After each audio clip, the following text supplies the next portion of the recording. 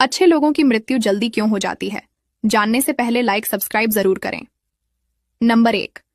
अपने प्राचीन कथाओं में सुना होगा कि जब कोई आर्षि मुनि या भगवान किसी अप्सरा या देवता पर क्रोधित होते थे तो उन्हें सजा के तौर पर पृथ्वी लोक यानी मृत्यु लोक में जन्म लेने का श्राप देते थे।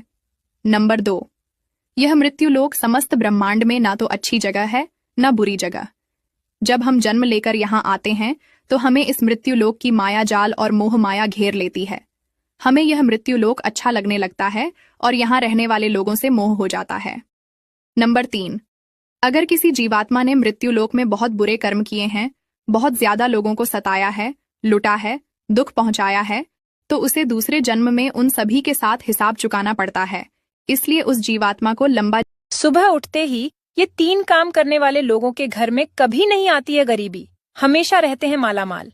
जानने से पहले माँ लक्ष्मी आपकी झोली धन से भर दे तो वीडियो को लाइक सब्सक्राइब जरूर करें और कमेंट में माँ लक्ष्मी हमारी गरीबी दूर कर दो लिख के जाएं।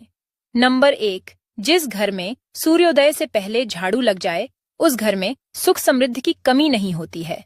घर का मुख्य द्वार हमेशा सूर्योदय से पहले खुल जाना चाहिए।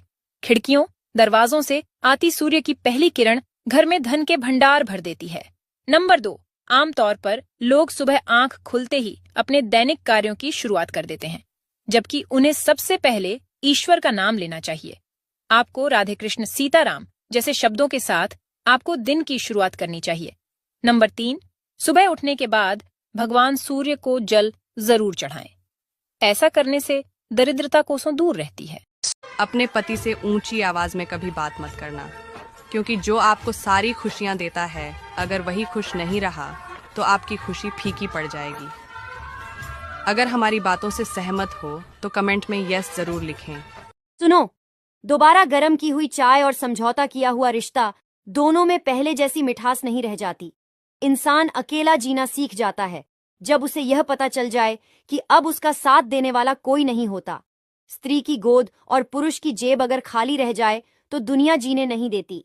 किसी के अंदर ज्यादा डुबोगे तो टूटना पड़ेगा। यकीन ना हो तो चाय में डूबे हुए बिस्कुट से पूछ लो। मरने के बाद की गई तारीफ और दिल दुखाने के बाद मांगी गई माफी, इन दोनों का कोई महत्व नहीं।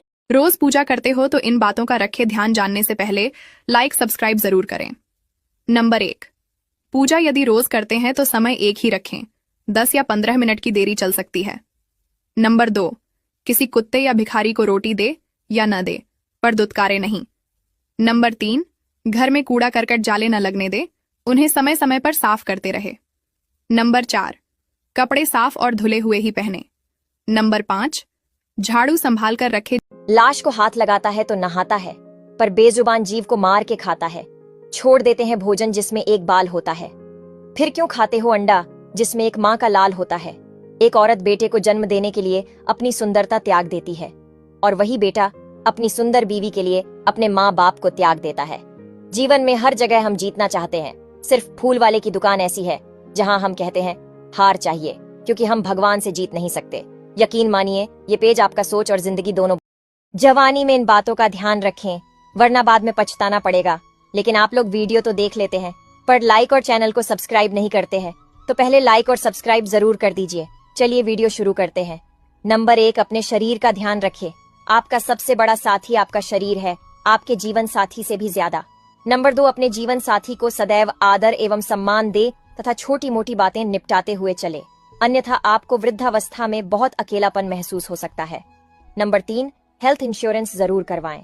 बेशक उम्र के साथ महंगा होता है, पर किसी आपात स्थिति में आप किसी पर निर्भर नहीं रहेंगे। नंबर 4। जब आप अपने जीवन के सर्वश्रेष्ठ पड़ाव पर हो तो कभी भी अपने बच्चों और पत्नी पर रोप न झाड़े, तब भी विनम्र रहे। नंबर 5। उम्र के साथ व्यवहार में चुलबुलेपन को घुलने दें। आप यदि हमेशा गंभीर रहेंगे तो बच्चे आपसे कटने लगेंगे। बचपन दोबारा जीने का नाम बुढ़ा। अपनी माँ और बीवी को बेपनाह इज्जत दिया करो, क्योंकि एक माँ होती है जो अपनी जान हथेली पर रखकर तुम्हें जन्म देकर इस दुनिया में लाती है। किसी ने माँ से सवाल किया, अगर आपके कदमों में स्वर्ग आ जाए और आपसे कहा जाए कि कुछ और मांग लो तो आप भगवान से क्या मांगोगे? तो माँ ने बहुत सुंदर सा जवाब दिया, मैं अपनी औलाद का नसीब अपने हाथ से लिखने का हक मांगूंगी, क्योंकि उनकी खुशी के आगे मेरे लिए हर खुशी छोटी है। दूसरी होती है आपकी बीवी, जो तुम्हारे लिए सारी दुनिया छोड़कर आती है। आपके लिए एक पत्नी होती जो अपने पति की बुराई नहीं सुन सकती। मायके वाले उसके पति के बारे में बुरा कहे तो वह अपने मायके वालों से भी लड़ जाती है। अगर हमने कुछ गलत कहा तो आप कमेंट बॉक्स में ये 3 आदतें जरूर बना लो। लोग जल जल कर राख हो जाएंगे, लेकिन उससे पहले लाइक और सब्सक्राइब जरूर करें। तो चलिए वीडियो शुरू करते हैं। नंबर 1, अगर कोई तुम्हारा मजाक उड़ा रहा है तो उसे पलटकर जवाब मत दो। जवाब सबको दिया जाएगा, लेकिन मुंह से नहीं, अपनी तरक्की और पैसों से। नंबर 2, अगर किसी ने तुम्हें हर्ट किया है तो अपने जख्म को देखकर रोने के बजाय सीखो कि इस दर्द को कैसे बर्दाश्त करना है। नंबर 3, अगर तुम्हारे फायदे से किसी को तकलीफ हो रही है तो अपना फायदा छोड़ दो, क्योंकि जब एक दरवाजा बंद होता। एक पत्नी ने अपनी पति से क्या खूब बात कही है। हे प्यारे पतिदेव, प्लीज मुझ पर गुस्सा मत किया करो। अगर मुझसे कोई गलती हो जाए तो लोगों के सामने डांट कर तमाशा मत बनाया करो। मैं बहुत भावुक हूँ, आपकी जरा सी डांट से मेरे आंसू निकल जाते हैं, इसलिए मुझे अकेले में बैठकर समझाया करो। अगर मैं आपसे रूठ जाऊं तो मुझे भी मना लिया करो। हो सके तो कभी कभार मेरे नखरे भी उठा लिया करो। मुझे आपसे कोई भी महंगा तोहफा नहीं चाहिए, बस कभी कभार मुझे और बच्चों को बाहर घुमाने ले जाया करो।